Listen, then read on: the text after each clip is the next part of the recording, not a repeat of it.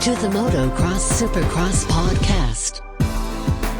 This is the Motocross Supercross podcast, episode 95. Got Claudio back in the house. What's up, Claudio? Can we call this one like 94 and a half? 94.5? Yeah, 94 point, what do they call it, 2.0? So yeah, this will be just, I guess, episode 95, catching up with you after all the events that happened this weekend. We'll talk a little bit about what's going on in the future. But first, I know where you were when we were doing that podcast earlier. You were probably watching some World Cup soccer. I was, of course. World Cup's on, so dude, it comes every 4 years. I have to watch it. You know, I love soccer, so. There's something to this because France is in the finale, and is this France's year? I mean, we got Musquin finally taking the points lead, and we got France in the final at the World Cup, and obviously Ferrandis won last weekend, but something's happening with France. Something is happening over there, but yeah, I don't know what they're feeding these guys. They're definitely methylhexanamine. Yeah, we gotta test these guys out. Yeah, real good stuff. Yeah, something is definitely happening with France. They got an extra little patriotism spring going on or something. Everyone's really stepping up their game, it seems like. Yeah, just taking over the world with these sports and stuff. Yeah, and who they playing? Croatia, I saw. Yeah, Croatia won today, so they're going to the final against France on Sunday on Fox. Free advertisements. Let's jump into a couple things that we didn't get to talk about from this race this weekend. And I think we got to start with Austin Forkner and Aaron Plessinger, that move that the taking out. Yeah, that was something, dude. It's a little dirty, I want to say. Yeah, that's what I said. I said on our last podcast it's dirty, but seriously, like every single other person online is like, nope, it's good. Like it's racing. Well, before we even go on, now that you mentioned the other podcast, dude, I totally overslept and it sucks. Like I really want to record. And it was kind of like weird listening to it without my voice in it, like, you know, and I was like listening to it. And then, like, you kept trying to jump in and add your input. Just like that. Yeah. I was like, well, da-da-da. And I'm like, sucks. But yeah, I just. Yeah. So let's start with this incident. Let's hear what you got to say about AP and AF. Yeah, dude. That was a little dirty, but I feel like Aaron didn't try to take him out, you know? It just kind of happened. And it was dirty, I feel, because of that hill on the side of the track, you know, like that really popped Forkner up. I feel that's what made it so dirty. But if it would have been a regular turn thing, he would have just gone down. I don't think Plessinger meant to do it, but it was dirty. Yeah, that inside line definitely faded to the outside, so you can't blame him for just following the line around the outside. But on the other hand, it's like, yo, you knew exactly what you were doing. Exactly. He and Forkner's been taking the outside in that turn pretty much every time that I saw him on the screen, you know, that they showed him on that turn. He was definitely taking the outside of it. So. And, you know, Plessinger tried a couple of times on the inside and a couple of times on the inside. He got some time on him, and here's the pass, you know? So I think it was dirty, but it was definitely not on purpose. Yeah, we might be the only ones here. I put this on Instagram earlier and asked everyone what they thought. We asked if it was dirty or nah. And I'll just read some of these. So first, we got nah. So one for the nah. And then we got Textbook Racing by AP. Like he said in the press conference, I saw an opening and went for it. I'm not sure when this sport became so soft. Everything nowadays is dirty or too aggressive. 25 to 30 years ago, this happened every race, multiple times a race. These guys don't get paid to be nice guys out there. Also, with what transpired a few corners before with these two, why Forkner went a mile outside in this turn is beyond me.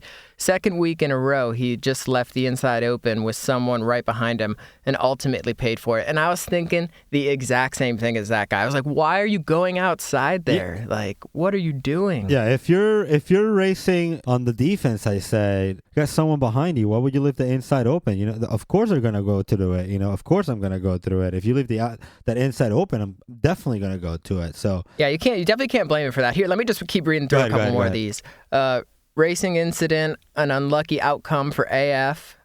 Nothing wrong with it. See, everyone says nah so far. And then looks like we got something maybe in French. Just leave that one there. Another nah. Aggressive, but not meant to take anyone out. Just hard racing. Only reason he went down hard is because track builders carved a damn cliff into the side of the track. And now that is a good point right there. I like that. That is true. There was like that super steep, and he just ramped right off. It was like pretty much just a ramp on the side of the track. But I guess it's also designed to keep people in. But when you get a little whiskey throttle on the outside there, of course you're gonna ramp it. He didn't hit him. He rubbed him, and rubbing's racing, son. All right, that was cool too. Dirty. Here we go. We got a dirty. Dirty AF, and that's moto, so suck it up. Yeah, exactly. No, I do agree with that too. Whether it is clean or whether it is dirty, I'm still cool with it, you know? It's not like I'm hitting him over the wrist. Clean, it's his own fault, should have protected the inside, everything that we said, and then love it. Suck it, cross-jumping Forkner is what someone says, so. Someone thinks it's a little retribution there, so. Little what goes around comes around. Yeah, so it is crazy that the whole consensus is, it's clean. But when Marvin does it to Eli, it's dirty. Same thing, going for that first place spot. Yeah, Marvin not getting any love. A couple other things I didn't talk about with Marvin. Obviously, that video going around of the guy flipping him off and saying, like, you suck or whatever to him. Yeah, that was insane. Like, I can't believe that guy was actually doing that. And I'm glad that Marvin, kept it together. Didn't even like bother him. Just whatever, dude. Like, oh yeah, he's a professional. Of course, and good for him. That was definitely a good move on his end. And yeah, like I said, that guy shouldn't have been on the motocross track. If you even do that, like that's and it was because of the whole Red Bud and the whole America France thing. I can just see it being something like that, like something stupid like that, Yeah, I just took it a little too personal. He's Eli. He probably had Eli in that week, like fantasy. He was probably about to wrap up the whole fantasy championship, and then whenever Marvin took him out, it ruined it. So, or I think not. Like maybe that guy's just a stupid. Like he's just a loser. Yeah.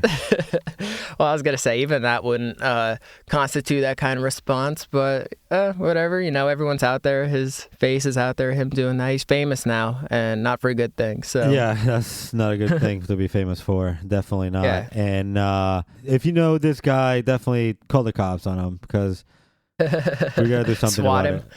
Yeah, for sure. You know what swatting is, right? Kind of like a dirty Sanchez. Yeah, exactly. But no, not really. It's yeah, not exactly at all. It's where you like call the cops on someone, say they got a hostage and a gun. The SWAT team comes out. Yeah, no, I know. I'm just messing with you, but yeah. Yeah, that'd be a funny thing to do. But one thing that I thought, one other thing I wanted to mention about Aaron Plessinger was when he was on the podium at the end of the day, he said, and I thought this was cool. He's like, when the tracks get rough, that's when I excel. And that's what I did. I was like, dude, he's on top of the world right now, man. Good. He showed that he really deserves to have that red plate. I definitely take my words back that I said about on a couple of podcasts ago.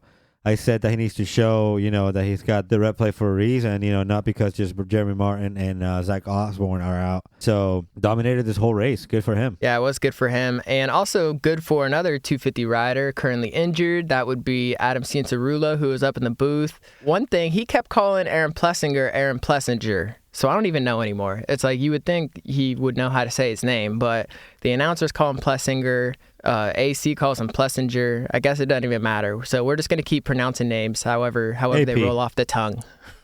Yeah, however they come, that's what we're going to say. So what'd you think of AC in the booth? Hilarious. It was awesome. Good for him. It was very funny. And it was good. It was good, like you said. It was good to have someone from the current racers out there, like that. Like if you're hurt, cool, come and commentate, Yeah, you got to get some young blood in there too. Definitely good. Not that Langston's a legend, obviously, but he's not the youthful man he once was. Well, and just to have someone from there, like that's racing currently, that's awesome. It's a whole different game than when Langston used to race. So it's just and since Cerullo, everybody likes him, so it's kind of like he knows everyone. So it's kind of cool, just to get that side of the story too. Just very, very cool, very normal. And he called what's the guy's name? Wygant? Yeah, him. They call him out. He was like, oh, well, before he interrupted me. Yeah, he definitely brought a lot of personality in there. Sometimes, though, it was a little kind of monotone between everyone. But what'd you think of my idea where I said we should have like a little bit of silence in there for like? Do you ever watch those NASCAR races where they have that segment where they turn it up and they just stop talking and let you listen? No. I don't watch NASCAR. But Well, what do you think of that? What do you think of that? So the announcers stop for maybe like a lap or two, and you just hear the bikes revving, and you can hear them in the corners, and then you can hear the fans, and it's just like it's really just good racing. idea. You're kind of in the moment. Yeah, it's definitely a good idea. It's I'm definitely not opposed to it. I feel like like sometimes you just want to hear the bikes go at it, and just feel the fans, like you said, just kind of feel the atmosphere of the race, and which it's a whole other thing. Like if you're just able to feel that, it's awesome. Yeah, because there was like a bunch of times this race where they weren't really changing positions and super close battling. They're just kind of running, and you could tell they were just trying to like fill the space. And it's like, you don't need to fill the space. Just let us listen in, Yeah. And I agree with you. I feel like 3 people, definitely sometimes a lot. Then yeah, it was different. I liked it though. I don't have anything bad to say about it. No, definitely not. I just think that would be a cool gave idea. a nice touch to it. So I'm like I said, I think we might see him again, maybe at a couple more of these races. Yeah, I definitely enjoy him. They might call somebody else in. Maybe Zach Osborne. I heard you said Anderson was coming back, which is huge. That nobody's really posted anything about it. So I guess the MXSX podcast, premiere exclusive. That's right. And back to AC real quick. Who do you think was better in the booth? We got AC for the Pro Motocross, and then Ryan Dungey when he was doing I think he did like the LCQs or something, or the whatever in the Supercross. He didn't last very long. AC for sure. Yeah, I got to give it to AC. Got to give it to AC on that one. But yeah, we'll see Anderson back. He's going to run the last 2 rounds. I know he's trying to get on that Designations team. Everyone's still waiting to see, who's going to make the cut. Which is actually going to happen at Red Bud. So that's right. Alex Martin seemed kind of bummed. He seemed like he knew his riding, like he knew he needed to win to secure that spot. So I think he wants it, but I don't know if he thinks he's going to get it. So we'll have to wait and see. There's so much speculation of who's going to be riding. So I guess we'll just have to wait and see what happens with that. And also, to mention this real quick, make sure you like us on Facebook, Motocross Supercross Podcast, for a chance to win some Ride 100% goggles that are pretty dope, all blacked out with the gold lenses. So go ahead, head over there to our Facebook, Motocross Supercross Podcast, and like us, and we will post the details of that soon. That's all you have to do, man. Just go to the Facebook, like us, and just keep posted with what we're gonna, what are the rules are gonna be in order to win this 100% goggles. That's right. And you can also just tune in for some cool videos that we post, like Baggett doing a front flip in that race. That was cool. That video ended out really nice. Just jackknifes and boom, right over the front. Dude, how sick would that would have been if he would have landed it and just rode out of it? Because he almost did a complete front flip, like the whole way around. Yeah, he did. If it would have stayed on. Yeah, so it was really close. Baggett obviously finished in 4th again. Yeah, so where's this season going to go? Are we going to see Baggett on the podium at all, or is he just going to be in 4th? Are we going to see Eli make a comeback, or did Marvin just totally wreck his season? What's going to happen? What are you feeling? Dude, well, Marvin looked really good this weekend, and I'm sure he's going to win a couple of the races for sure, but Eli needs to step it up if he wants to win this championship. He's 3 points down, and well, you can't blame him for his bike breaking. That's no, not at all. No, not at all. That's taking that out of the 4 last motos, though. He messed up in 3, and he ended up costing him the whole the whole day. So yeah, and not even messed up once. He had at least 2 crashes. Like he goes down multiple times. Yeah. It's like if he goes down once, he's good, but he goes down twice, nope, can't recover after that. I know he needs to keep it together if he wants to win this championship for sure, because Marvin seems to be, just warming up for sure. Oh yeah, he's feeling it now. He's definitely in the groove. He's got the motivation of the angry fans driving him to be better. He got flipped off at Red Bud, so he's probably just charging up. I saw him watching the soccer games with his own custom 25 jersey. So. Oh, you're kidding. He has one of those? Surprising. Yeah. Shocking. Yeah, everyone, and obviously Ferrandis, pretty excited. And one thing that we didn't talk about was, you obviously weren't here, but Cody Van Buskirk was disqualified from Red Bud. Couldn't find any information on what happened, but yeah, it's just in the results page, just big red bold letters, number 570 disqualified. So DQ is a big stamp on top of his name. Yeah, I wonder what you got to do to get disqualified. I mean, I'm sure there's a bunch of things, but I'm wondering what he did. You flip someone off. Or allegedly did. Obviously, I'm going to side with the riders on this. If he says he didn't do it, I believe him. Well, would he lie? Whatever it was. But yeah, I mean, this is just a little short, quick little episode to fill you guys in, get you through the work day, make it a little less painless. What do you got anything exciting going on this weekend? No, man. Just wanted to put my side in with the podcast, and we'll be making another episode out of it, whatever. That's right. But it's cool, yeah. It was fun listening to you. It was a good job, for sure. So try my best. Feels weird not being in here, so. Yep. Thanks, you better set that for alarm listening. next time. Yeah, I know. That was stupid. That was... Dude, I'll be going to Columbus, Ohio this weekend. My friend is getting married, so I'll be trekking it up there. That's I think right. I'll have some podcast gear with me. So, of course, anything pops up, we're going to be there to fill you in and talk about. And obviously, we'll keep our eye on the Instagram, see what everyone's up to.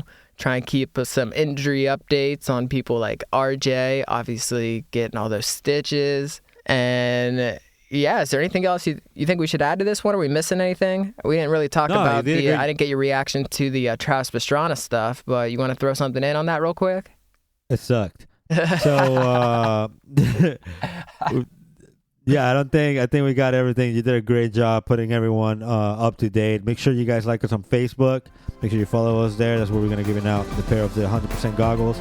Make sure you guys give us update with what you think on our Instagram. And see you at Twitter. Peace. See you later.